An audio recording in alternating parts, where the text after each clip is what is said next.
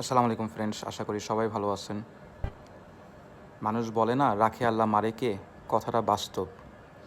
ছোট বাচ্চাটা খেলাধুলা পড়াশোনা করার সময় পরিবারের হাল ধরে ফেলছে। মায়ের সাথে রাস্তায় বসে রুটি বানাচ্ছে, সাথে ডাল ভাজি বিক্রি করতেছে পেট চালানোর জন্য। ছেলেটা মাদ্রাসা লাইনে পড়ে, শুনে খুশি হলাম, আলহামদুলিল্লাহ। তার সাথে একটু কথা বলি। হ্যাঁ, ওর বলছিলাম সোহাগ, খুব সুন্দর নাম। ওর রুটি বানানোর স্টাইলটা আমার কাছে অনেক ভালো লাগছে। আমারে দিলে তো মনে হয় আমি 2 দিনও পারবো না এটা। পড়াশোনা করো মাদ্রাসায়? মাদ্রাসায় কিসে আছো? হ্যাঁ, কোরআন শেখ। আলহামদুলিল্লাহ। সোহাগ ভাই